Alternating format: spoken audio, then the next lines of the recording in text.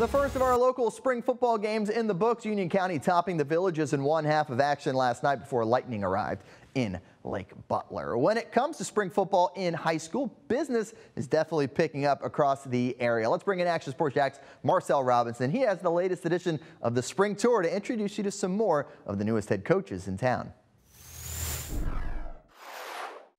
Welcome back to our spring football tour. Plenty of spring games are fast approaching, so we should probably dial up the blitz and get moving around the area. Last week, we jumped around Clay County. Today, we're going to slide up to Nassau for a couple stops. But before we get out the city limits, let's check in with our reigning coach of the year in that little town they call Baldwin. The Indians are coming off a 9-3 season in which they won their first district championship in school history before losing a heartbreaker to Baker County in the playoffs after a failed late game 2-point conversion. Robert Shields returns as the head man, and the mission is to take the momentum from last year and still keep climbing after a successful year.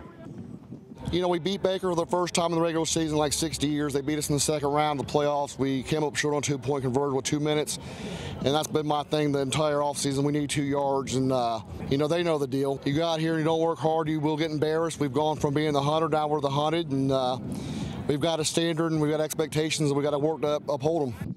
You know what they say, kill or be killed. Let's slide out of Baldwin and head on up 301, where Ricky Armstrong stepped down as the head coach of the West Nassau Warriors after 9 seasons. Armstrong won 51 games during that stretch and had 4 consecutive trips to the regional playoffs from 2017 to 2020. West Nassau ended last season at 2-8. For the first time in nearly a decade, the football team is getting a new coach. The Callahan School hired Gunnar Cox as its new head football coach.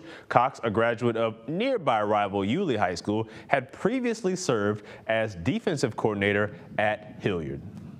And that's a big thing with me being here. You know, I've had success when I was a player at Yulee, but I also had success, up north at Hilliard. You know, it's basically, it's similar, atmospheres, same style kids, that's grown up.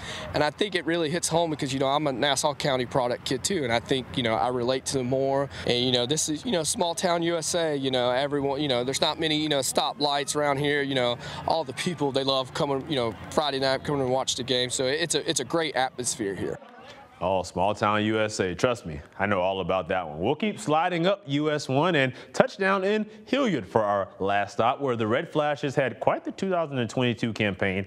8-3 on the year and a trip to the playoffs in Waylon Cox's lone season. Yes, you heard that right. His lone season for the second consecutive year. Hilliard finds themselves looking for a new head coach. If you remember, John Pate was relieved of his duties prior to last season, which was a bit of a surprise to some. The Red Flashes have begun to establish a winning culture, and they went into their own archives to find their next leader. Welcome back, Daniel Thomas, the first black head football coach in the history of Hilliard football. Thomas is no stranger to the program. As a 2006 graduate from Hilliard, he's well aware of the sense of pride that comes with sporting that Hilliard uniform. Thomas returns to Nassau County after a successful collegiate career that led him to being drafted by the Miami Dolphins in the second round of the 2011 NFL Draft. Now that his playing days are over, he's ready to pass along the knowledge that he's received to the next generation.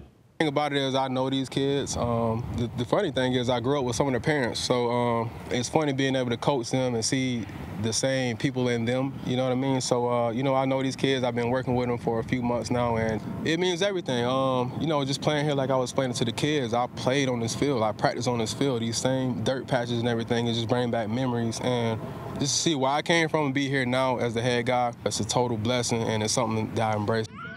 Always good to see the guys return to the area where their careers began. You can feel the passion in their voice, and there's no doubt that it finds a way to trickle into the locker room and on the sideline. That'll do it for this week's tour. Next week, we'll hit the road again and check in with our other teams as they prepare for a little break before things pick up in the fall. In the studio, Marcel Robinson, Action Sports Jacks.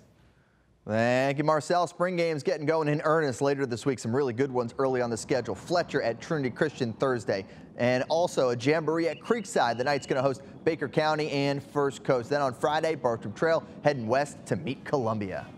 Action Sports Jacks Primetime, Saturday at 10:30 on Fox 30.